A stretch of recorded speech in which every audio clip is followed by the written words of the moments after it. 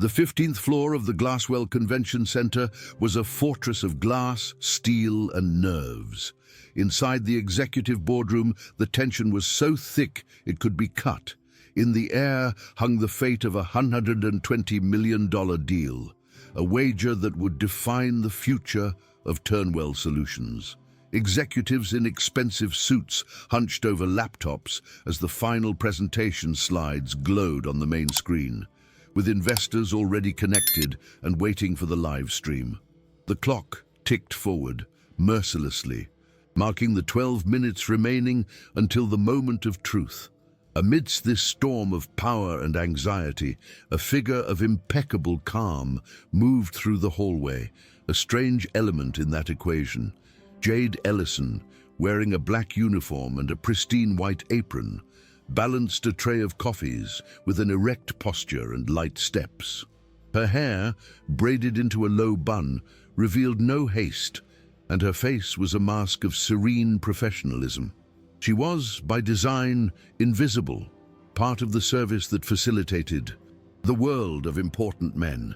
No one noticed her until she passed the open boardroom door. Her pace slowed for a fraction of a second.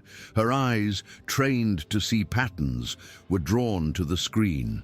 There, under a graph of ascending growth, was the mathematical formula that promised to be the company's engine for the next 5 years, and it contained an error. For an instant, Jade hesitated, a silent battle waged within her. She was the waitress. This wasn't her place.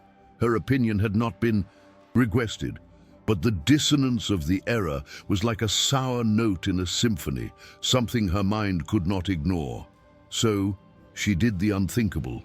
Leaning subtly into the room, without crossing the threshold, her low but clear and deliberate voice cut through the tension. That formula is wrong. The 3 words hung in the air, carrying a disproportionate weight. Heads turned. The CEO, Blake Thornwell, shot her a look. The silence that followed was absolute and deafening. A silent whisper has just put a $120 million empire at risk. Who is she, and how does she know? If you believe that genius can emerge from where you least expect it, subscribe to the channel and like this video to discover the secret behind the apron. The woman balancing coffees in the hallway was a ghost of a brilliant future. At 19, Jade Ellison didn't wear an apron. She wielded a marker in front of an auditorium packed with professors and graduate students. With serene confidence, she drew predictive analysis models on the whiteboard, solving problems the Academy had not even yet managed to name. Her professors called her a once-in-a-decade mind. She had been accepted into an elite data science program. Her path to a stellar career was set, and her smile back then was wide and full of hope. But then a single phone call imploded her universe. Her mother, without health insurance, had suffered a stroke. Her younger brother needed care. The dream had to be sacrificed on the altar of duty.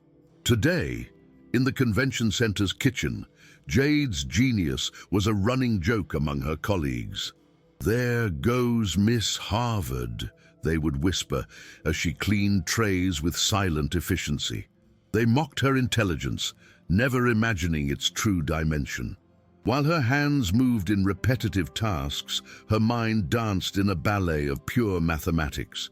Where others saw a stack of plates, she saw a Fibonacci sequence. Where they saw silverware, she saw a progression of prime numbers. Her brain, a high-performance tool, continued to operate in the background, finding order and elegance in the chaos of daily life. A superpower kept secret under the facade of an ordinary waitress. The trade-off Jade made years ago was not a defeat, but a profound act of love. She abdicated her place in the academic world to become the rock of her family. The promise of a career publishing complex theories was replaced by the reality of paying bills and ensuring her younger brother had a future. The world forgot the name of the young prodigy who disappeared from the annals of data science and became just another statistic of lost potential. However, this journey forged her with a strength that no university could teach. She learned to be resilient, to observe the world in silence, and to understand the true value of things. Her genius did not die. It just became invisible, waiting for the right moment to reveal itself. The silence in the boardroom was a wound. Blake Thornwell, the CEO, turned. Slowly, his face a mask of disbelief and irritation. He was the conductor of this orchestra of power, and a dissonant note from such an insignificant source was more than a distraction. It was an affront. "Excuse me?" he said, the words sharp as a blade, not asking for clarification but demanding a retraction. It was a command for her to remember her place and disappear. However, Jade remained motionless, the tray of coffees perfectly balanced in her hands. Her eyes conveyed no fear or submission, but the calm of someone who deals in absolute truths, a serenity that disarmed his initial aggression. Unfazed, Jade elaborated on her statement, and the words that came out of her mouth were so out of place with her uniform that they shocked the room. "The projection model," she said, her voice clear and emotionless. "The growth coefficient is off by 0.6. If you use that formula, the 3-year projection will show an acceleration that isn't real. It's false." The sentence, laden with technical terms, exploded in the room. The executives exchanged confused glances. The word coefficient from the lips of the waitress was an anomaly. Whispers spread like a virus. Who is she? What is she talking about? They weren't processing the message, only the messenger, and prejudice was a barrier preventing them from hearing the truth. Blake walked toward her, his posture exuding condescension. He sized her up, his gaze shifting from her stained apron to her serene face. "You're a waitress," he stated, as if the fact were an irrefutable argument. "What do you know about our financial projection model?" The question was a trap, an invitation to humiliation. Jade's answer, however, was simple and devastatingly honest. "I read it in passing as I walked by the door. It was right there on the screen." The simplicity of the truth was so absurd to them that someone in the back of the room let out a nervous laugh, breaking the tension and reinforcing the collective certainty that this was all just a delusion. Blake's patience ran out. He glanced at the clock on the wall, the precious minutes slipping away. There was no time for this madness. Pointing to the hallway, he dismissed her with a final coldness. "Shouldn't you be somewhere else?" It was a clear order for her to return to her world of trays and silence. Jade nodded once, a gesture of respect. "Yes, sir."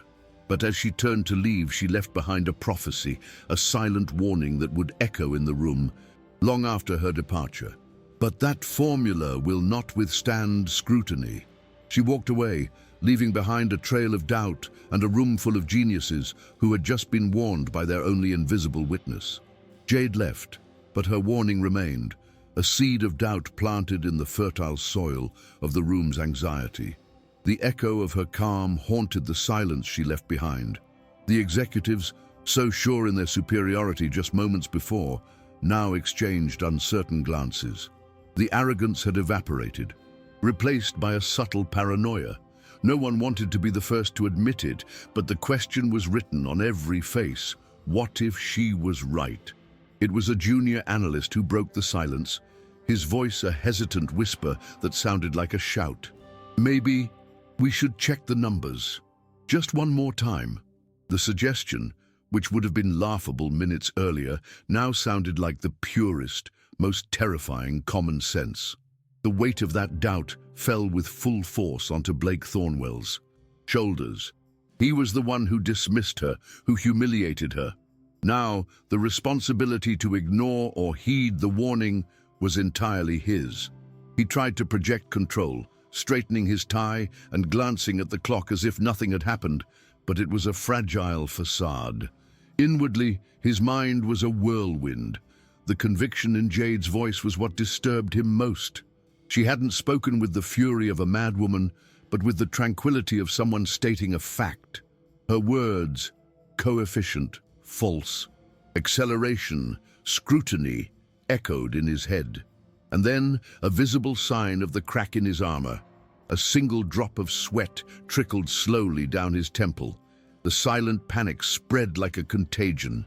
Pretending to check emails or adjust their notes, several of the directors discreetly opened spreadsheets on their laptops.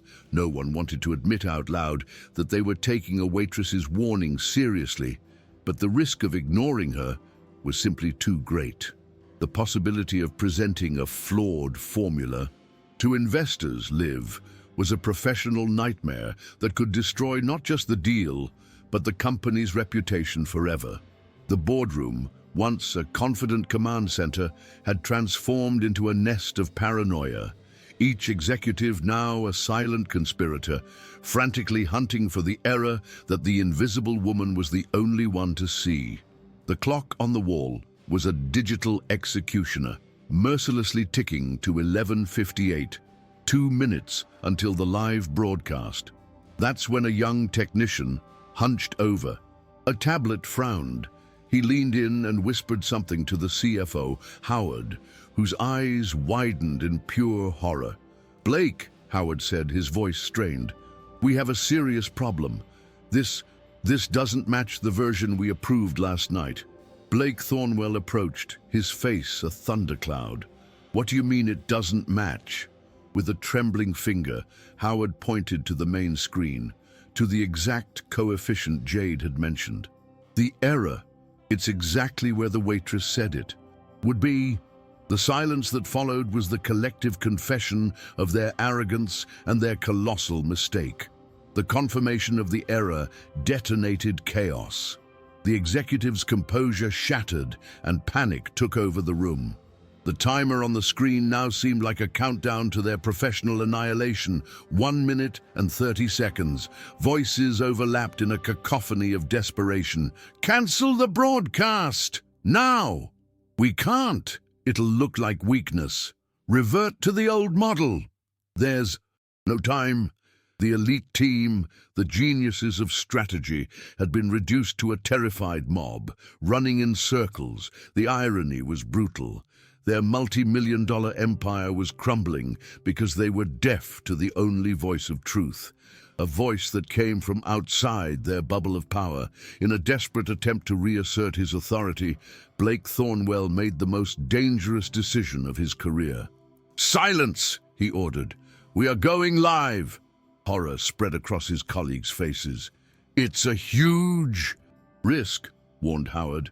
But Blake's response revealed the essence of his philosophy, a bet on appearance over substance. "We're selling the vision, not the math," he declared. "No one is going to run the numbers in real time. It's an aggressive projection, period."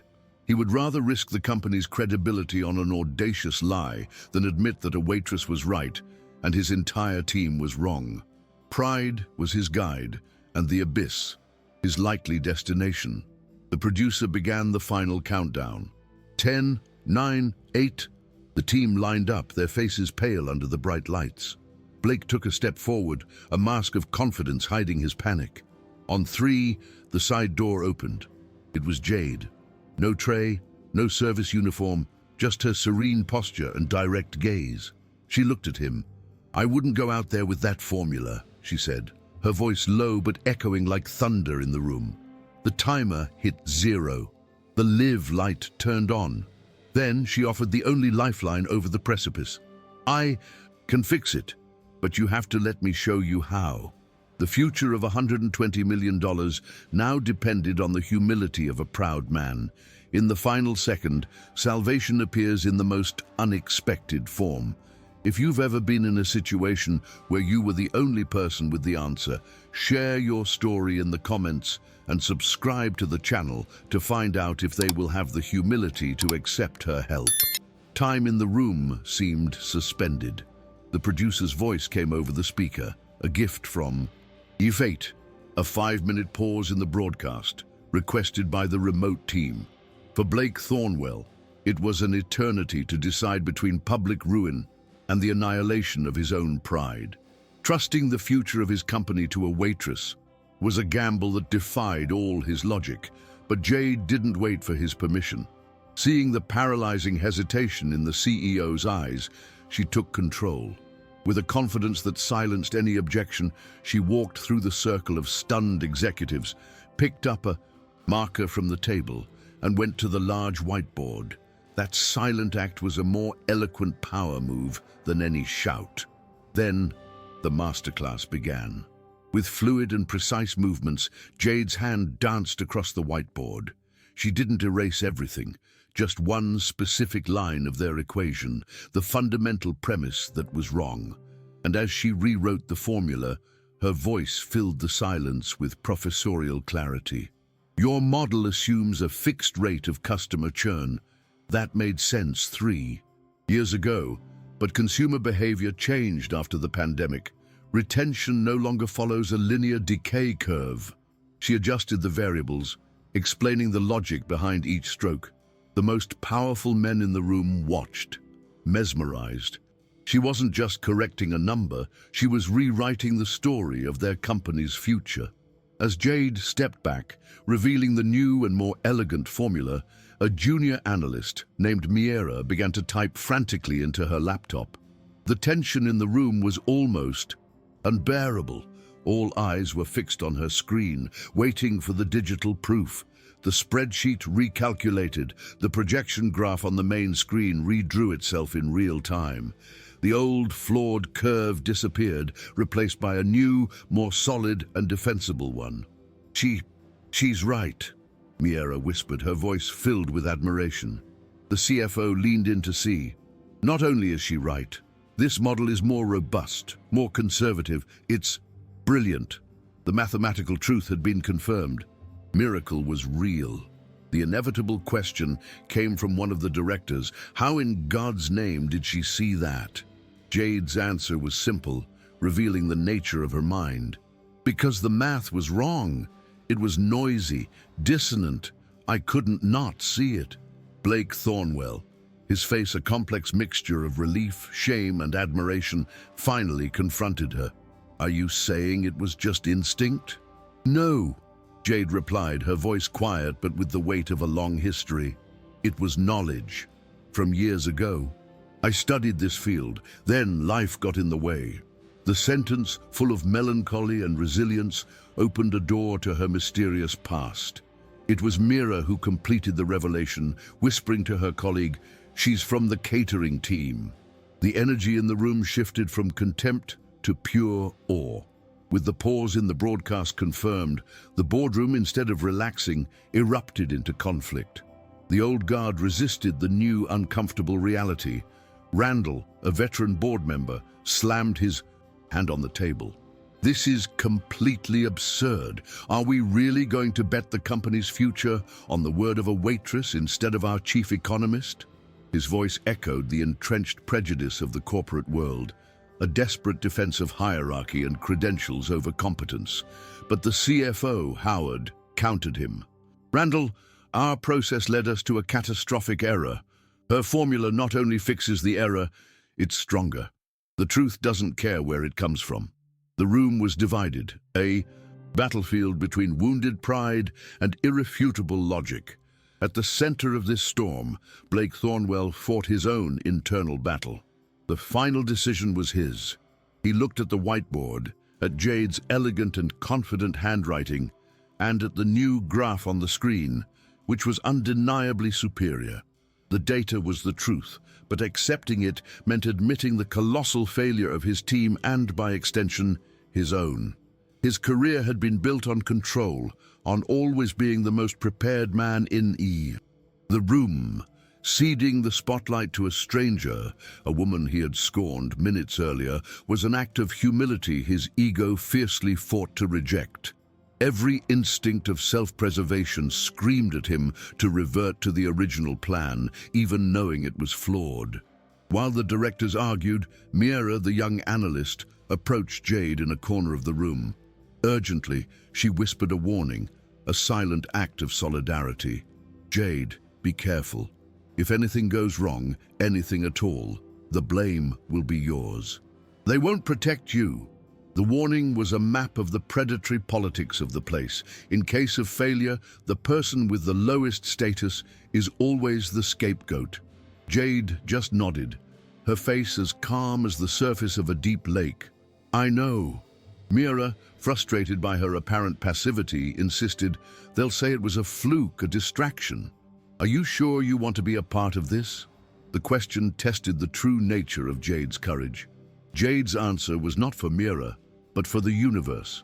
She looked through the glass walls to the city moving outside and thought of her journey, of the years solving equations in her mind while scrubbing others' flaws. Her voice was serene, free of any ambition or fear. "This isn't about what I want, Mira," she said, with a clarity that silenced the young analyst. "This is about what the truth demands." That sentence revealed the purity of her motivation. She wasn't there for recognition or to prove her worth.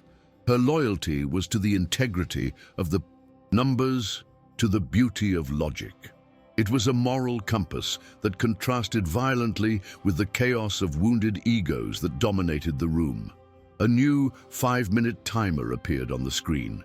Blake Thornwell, who had observed the exchange between the two women from a distance, felt the weight of his decision. He saw Jade's unshakable calm and understood the nature of her intervention. It wasn't a quest for glory, but an act of integrity. He took a deep breath. The safe path was that of pride, lies, and probable failure. The other path was that of risk, humility, and an unexpected genius that could save them all. He lifted his head and his eyes met Jade's across the room. The entire room held its breath. The discussion was over. He had made his choice, and the company's transformation was about to begin. Just as a fragile calm was settling in, a director pointed out a second critical flaw on another slide. The panic returned, stronger. They were, again, minutes from disaster. That's when Jade once more stepped forward. "I can model that in real time," she said. In under a minute, with a 5-variable function she seemed to pull out of thin air, she drew the solution to the new problem on the whiteboard. The second display of pure genius, under extreme pressure, demolished any remaining doubt. Blake Thornwell then made the ultimate wager, a complete surrender of his ego. He looked at his team of directors and then at Jade. In a firm voice he decreed, "She's the one who will present this part." The live broadcast began. Blake started with his usual confidence. Then, at the crucial moment, he paused. "Now I would like to introduce the person who ensured that this presentation reflects the truth, not just hope." He turned to Jade. She walked to the center under the camera lights, not as a waitress, but as the most brilliant mind in the room. For 90 seconds, her calm, clear voice explained the revised models, the logic behind each adjustment. There was no nervousness, only the authority of competence. The presentation ended. A tense silence hung in the air, and then the lead investor's voice came through, clear and definitive. "We approve the deal. Fully." The room erupted in applause, and Blake, amidst the relief, whispered to Jade, "You saved this company." Weeks later, Turnwell Solutions was no longer the same. The legend of Jade, the waitress who saved the deal, had become part of the company's culture, a constant reminder of the value of humility and hidden genius. Blake Thornwell offered Jade not just a position, but a legacy. The creation of the Ellison Lab for Strategic Innovation, a new department that she would lead, focused on finding talent in unexpected places. Her name, once whispered in jokes, would now be engraved in golden letters on the glass wall of the main atrium. The woman who had been invisible for so long would finally have her name in a place where no one could ever ignore it again. The story of Jade was never just about a mathematical formula. It was about the formulas that society uses to judge and dismiss people based on their uniforms, their titles, or their origins. She reminds us that talent is everywhere, often hidden in plain sight, just waiting for an opportunity to be seen. True innovation lies not in who shouts the loudest, but in who has the courage to listen to the whisper of truth, no matter where it comes from. For genius does not need an expensive suit to exist. Sometimes it simply wears an apron and patiently waits for the moment when the truth becomes more important than appearances. Did this story make you look at the people around you differently? If you believe that talent is everywhere, just waiting for an opportunity, subscribe, like, and comment where you're watching from. We want to celebrate the silent genius that moves the world.